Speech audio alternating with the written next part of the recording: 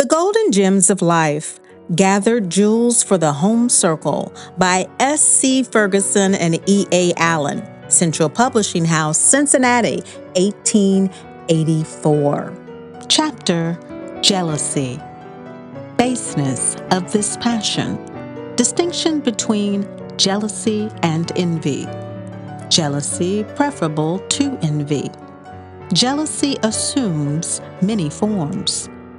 No one willing to acknowledge jealousy. Jealousy a deadly thing. Suspicion an enemy to happiness. Jealousy. Trifles light as air are to the jealous confirmation strong, as proofs of Holy Writ. Shakespeare. There is no passion more base, nor one which seeks to hide itself more than jealousy. It is ashamed of itself when it appears. It carries its stain and disgrace on its forehead. We do not wish to acknowledge it ourselves.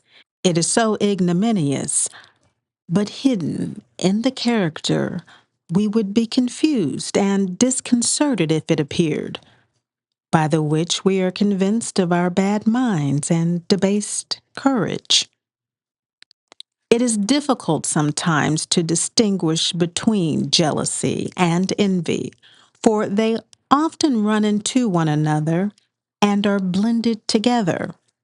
The most valid distinction seems to be that jealousy is always personal. The envious man desires some good which another possesses. The jealous man suspects another of seeking to deprive him of some good that he already possesses. Jealousy is, in many respects, preferable to envy, since it aims at the preservation of some good which we think belongs to us, whereas envy is a frenzy that cannot endure, even in idea, the good of others. Jealousy is such a headstrong passion that therein doth consist its danger. All the other passions condescend at times to accept the inexorable logic of facts.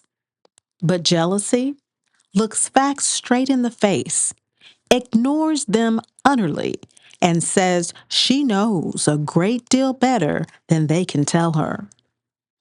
Jealousy violates contracts, dissolves society, breaks wedlock, betrays friends and neighbors, thinks nothing is good, and that everyone is either doing or designing them an injury. Its rise is in guilt or ill nature, as he that is overrun with the jaundice takes others to be yellow. If jealousy were not a hardened offender, he must have disappeared, or this by the abuse which poets and moralists have alike delighted to heap upon him. Yet he still lives and flourishes, exerts his influence, and displays his power, as though he were a favored friend or a welcome guest. Did jealousy always make its appearance in its ordinary form of detraction, it would be, comparatively speaking, harmless. But it is surprising how many different masks it can assume, and how it lurks and tries to conceal itself under some less mean and unlovable quality. Sometimes it appears in the character of injustice. Sometimes it takes the form of rudeness and want of courtesy.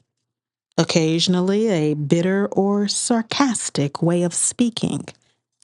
At other times it borrows the garb of virtue and shows itself under what might be mistaken for humility or sincerity, lying coiled up like a serpent under some flower, and darting forth its venomous sting where and when you least expect to find it.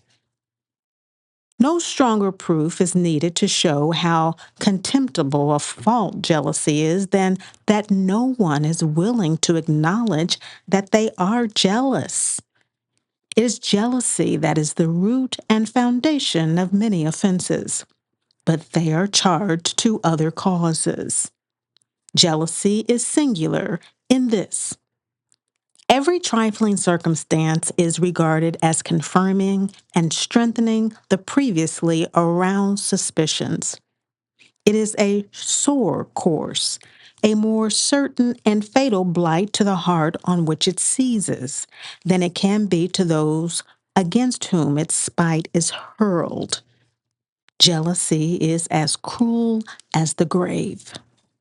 Not the grave that opens its deep bosom to receive and shelter from further storms the worn and forlorn pilgrim who rejoices exceedingly and is glad when he can find its repose.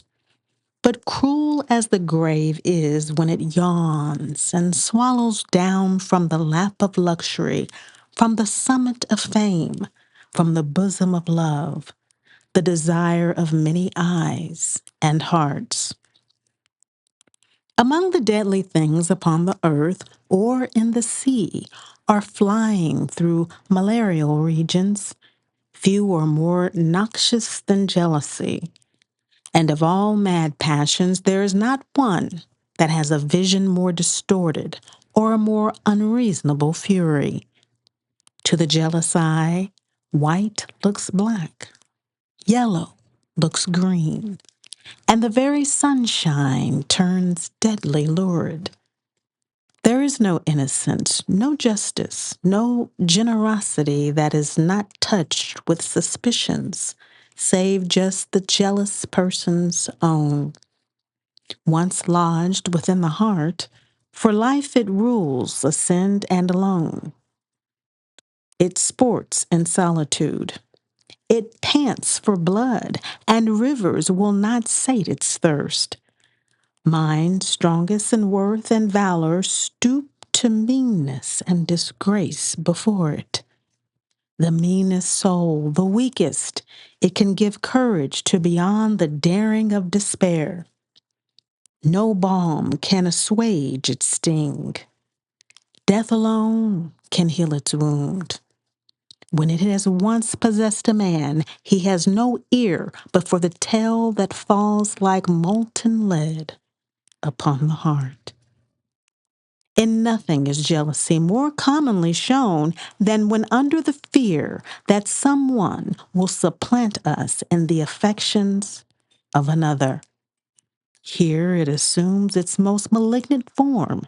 Here its greatest distress is wrought. The gamester whose last piece is lost, the merchant whose whole risk the sea has swallowed up, the child whose air bubble has burst, may each create a bauble like the former. But he whose treasure was in woman's love, who trusted as man once trust and was deceived, that hope once gone, there is no finding it again, no restoring it. Let not any too rigorously judge the conduct of a jealous woman or a jealous man. Remember that the maniac suffers. To be sure, the suffering is from selfishness. Often it is without the shadow of a cause, but still it is suffering, and it is intense. Pity it, bear with it. You may find yourself fall into temptation. It is said that jealousy is love. That is not true. For jealousy may be procured by love, as ashes are by fire. Yet jealousy extinguishes love, as ashes smother the flame. Jealousy may exist without love, and this is common, for jealousy can feed on that which is bitter no less than that which is sweet, and is sustained by pride as often as by affection. The unfortunate habit of mind which makes one prone to jealousy cannot be too strenuously fought against. It were well to constantly remember that jealousy injures and pains no one so much as the person feeling it. It is a self-consuming fire, a self-inflicted torment, an arrow that falls back and wounds only the archer.